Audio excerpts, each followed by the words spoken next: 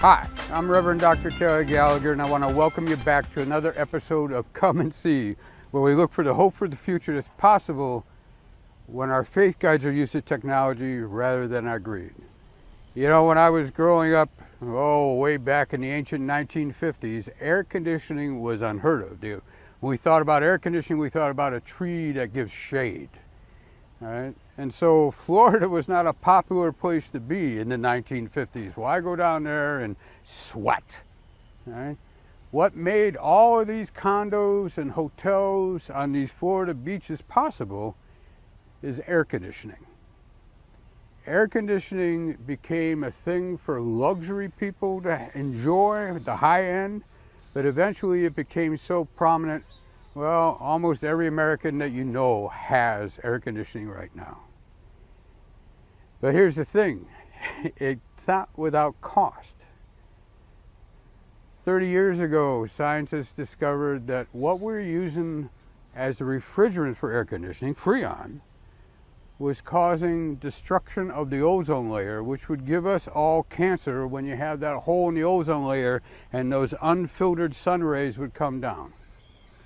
And so the good thing is they identified alternative refrigerants that could be used so we would still have air conditioning and yet not destroy the ozone. And so there was an international agreement, the first one of its kind, called the Montreal Agreement, where the countries of the world united to say we're going to ban Freon as a refrigerant and go to other chemicals that don't cause the hole in the ozone layer.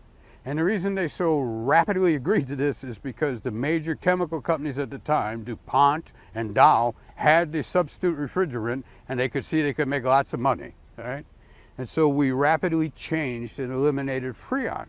And the good news from that is we're closing up the hole in the ozone layer, so our kids and grandkids won't be suffering skin cancer at the rate that they would have without that.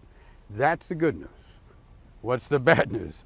The bad news is the refrigerant that they went to, while it's good for the ozone layer, is absolutely terrible in terms of global warming. The refrigerant that we most commonly use in our air conditioning systems right now is 1,000 times more powerful of a greenhouse gas than carbon dioxide. And that's a problem when they leak. Now, I got to tell you, as an engineer, all systems leak, especially little units as well as big units. And if you leak that refrigerant, then you're releasing a chemical that's 1,000 times more aggressive of a heat trapping agent than the pollution we put up from our smokestacks. So that's a problem. All right, but there's a solution. There's a solution. There are refrigerant chemicals that neither damage the ozone or put out a gas that's 1,000 times more powerful greenhouse gas. And the good news on top of that is Secretary John Kerry, while he was still in office, one of the last international agreements he negotiated for us was a transition to those friendly chemicals used in refrigerant. And so the countries of the world agreed to transition to a friendlier chemical to use as a refrigerant. There's a problem. And the problem is it costs more, okay? Only in terms of using it as a refrigerant, not in terms of what it's doing to the environment and for our world. And so the poor countries of the world need our help in order to transition to that refrigerant. Well, why should we care? Well, because we've heated up the earth. We've heated up the earth so much that air conditioning in some places of the earth is no longer a luxury. It's required in order to live. There are cities that reach 120 degrees Fahrenheit. How do you live in that without air conditioning? The answer is you don't.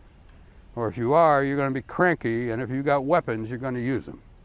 So for our good, and the sake of our kids and our grandkids, we have to transition to the friendlier refrigerant chemical. We have to have programs in place that capture the refrigerant at the end of the life cycle of the appliance or of the air conditioner when most of the leakage happens. And we have to help developing countries transition by sharing that cost, because we are the ones that heated up the earth. It might sound like a huge problem, but it's a huge problem that's got answers. In fact, Project Drawdown rates it as the #1 problem that we have to tackle with the answers that we have. So we can do this. You know, in the book of Job, remember that individual that suffered so much?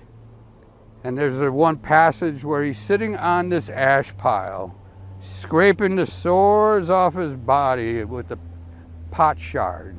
And his wife comes out to him and says, "Why do you hold on to your integrity? Why don't you just curse God and die?" In times like this, where everybody in the U.S. is rolling back environmental protection, it might seem like we're Job, sitting on that ash pile, just waiting to die because there's no hope. But the thing is, there is hope. If we listen to the Spirit of God calling us to a sustainable way of life, if we put the futures of our kids, my kids and your kids, my grandkids and your grandkids, at the heart of our decision process, there is hope. Because when faith guides our use of technology rather than our greed, the earth survives and flourishes, and the future is bright for our kids. Can we do this? You bet we can do this.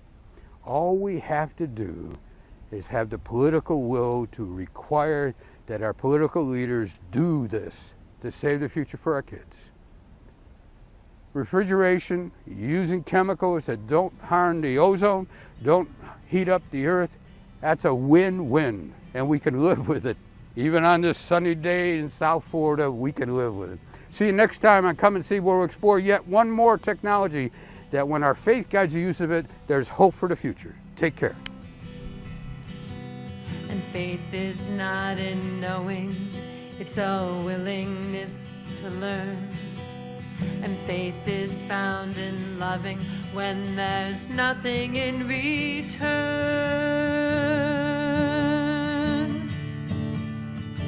So come and see, come and see. Around the bend, look my friend, and what could be? Come with me, come with me. There's so much more to know, so come and see. There's so much more to know, so come and see.